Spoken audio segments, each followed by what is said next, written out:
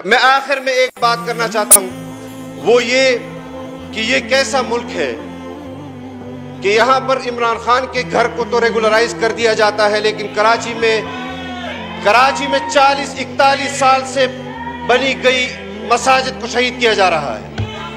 یہاں آپ قومی اسمبلی سے باہر نکلے، میں آپ کو بلڈنگز دکھاؤں گا کہ وہ غیر قانونی ہے، اور آپ کی حکومت میں ان کو کہا جا رہا ہے کہ آپ پینلٹی بھر دے، آپ کو ریگولرائز کیا جاتا ہے۔ عوام کی جھونپڑیوں کو نہ گرائے جناب اسپیکر۔ جناب اسپیکر، آپ اگر یہ اقدام کرنا چاہتے ہیں، آپ بلا تفریق کریں، آپ کو کوئی تانا نہیں دے گا، کوئی آپ کو برا بھلا نہیں کہے گا، لیکن اگر مساجد شہید ہوں گی، ایسی مساجد بھی شہید کی گئی ہے جو پاکستان بننے سے بھی پہلے کی وہاں تعمیر ہوئی ہے، آپ ان مساجد کو بھی شہید کر رہے ہیں۔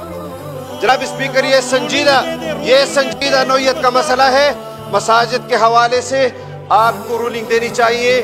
یہ مسئلہ اہم مسئلہ ہے، عوام کے اندر بھی اس پر اشتعال آئے گا۔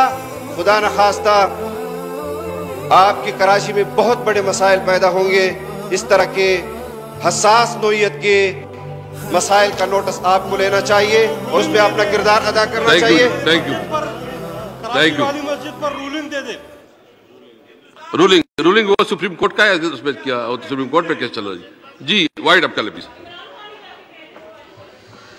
جناب اسپیکر، آپ سپریم کورٹ کے فیصلے پر تو رولنگ نہیں دے سکتے، لیکن آپ آئین کے خلاف رولنگ دیتے ہیں۔